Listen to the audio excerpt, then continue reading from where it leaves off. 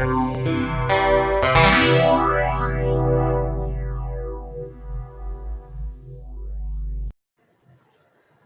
good evening, everybody. We're now going to be looking at the Four Noble Truths. I teach the truth of suffering, its origin, cessation, and path. This is what I teach. So you may not know that, but that is the Buddha speaking, not Amalaketu. So I'm going to be talking about the Four Noble Truths. So the Four Noble Truths contain the very essence of the Buddha's teachings. So the Buddha's enlightenment under the Bodhi tree some 2,500 years ago, it wasn't an earth-shattering mystical revelation of the truth. What he actually communicated was conditionality. And the way of looking at conditionality was through the Four Noble Truths that he came to understand. And it said he wasn't actually fully enlightened until he had realized these Four Noble Truths. So what are they? So here we go. We're going to have a slide showing the Four Noble Truths. So the first truth, the truth of suffering, or dukkha. Number two is the truth of the origin of suffering, samudaya. Number three, the truth of the cessation of suffering, nirodha. And number four, the truth of the path to the cessation of suffering, marga.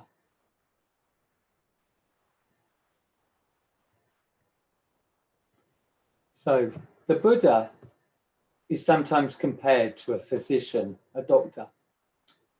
So we saw in the first two Noble Truths, he diagnosed the problem, which is suffering, and he identified its cause.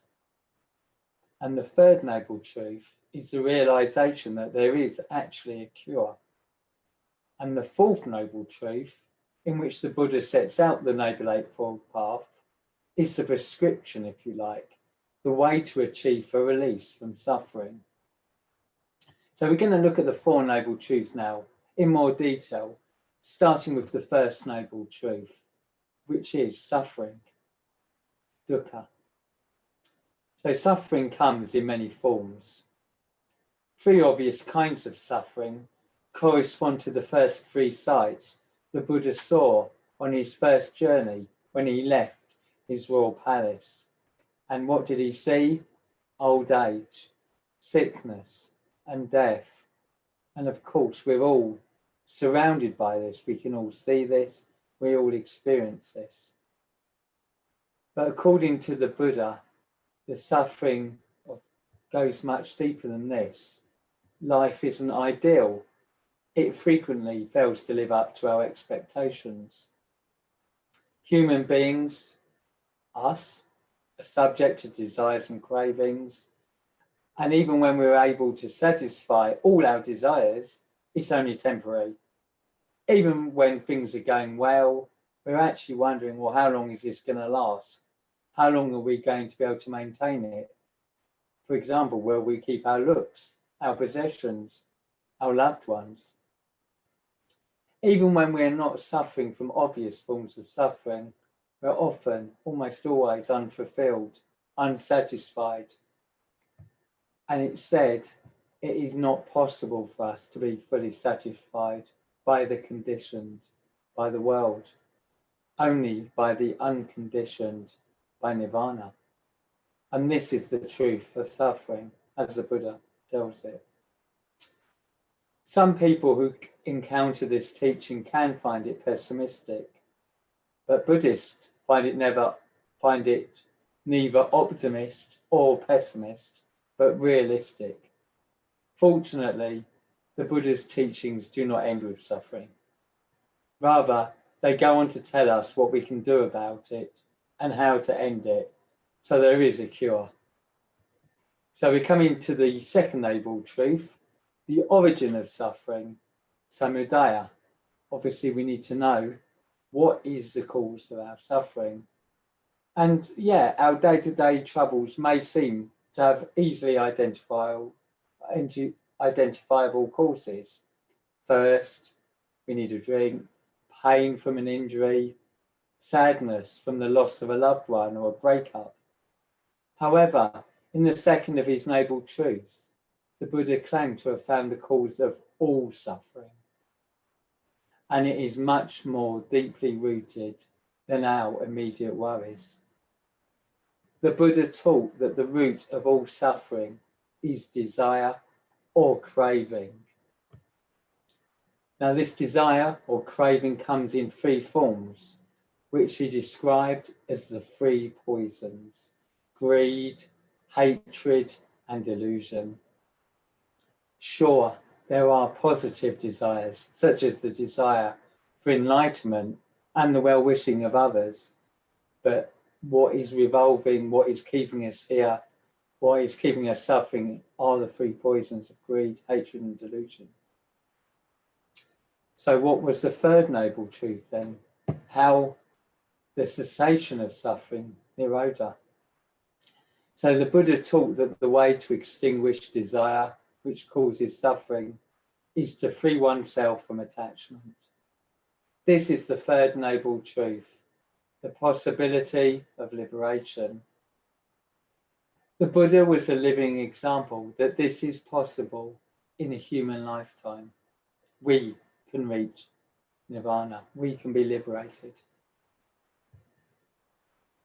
It is often described as nirvana, which actually means extinguishing, attaining nirvana, reaching enlightenment, and it actually means the extinguishing of the three poisons of greed, hatred, and delusion. Someone who reaches nirvana doesn't immediately disappear to a heavenly realm. Nirvana is better understood as a state of mind that is within our grasp. It's a state of profound spiritual joy without any negative emotions, any fear.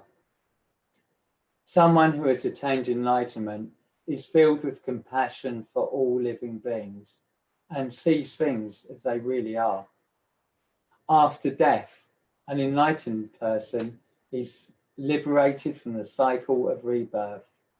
But Buddhism gives no definite answers as to what happens next. In fact, the Buddha discouraged his followers from asking too many questions about nirvana. He wanted them just to concentrate on the task in hand, which was freeing them from the cycle of suffering. We come now to the fourth noble truth, the path leading to the cessation of suffering, marga. The final noble truth is the Buddha's prescription to the end of suffering. And this is a set of principles called famously the Noble Eightfold Path. The Eightfold Path is also called the Middle Way. It avoids both indulgence and severe asceticism, neither of which the Buddha had found helpful in his search for nirvana.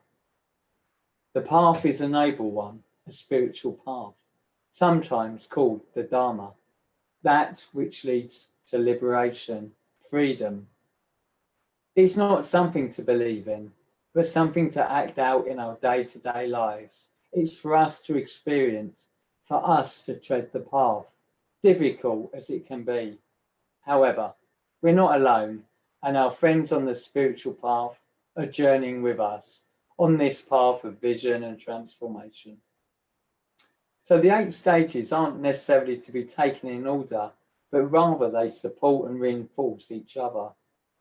The Buddha described the Eightfold Path as a means to enlightenment, like a raft for crossing a river. Once one has reached the opposite shore, one no longer needs the raft and can leave it behind. So what are the Noble Eightfold Path?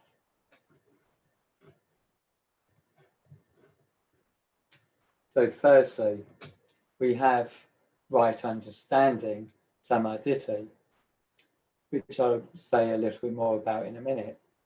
Number 2, right intention, samma sankappa, Third, right speech, samavacha. Fourth, right action, samakamanta. 5, right livelihood, samaajiva. 6, right effort, samavayama. 7, right mindfulness, samasati. And 8, right concentration, samadhi.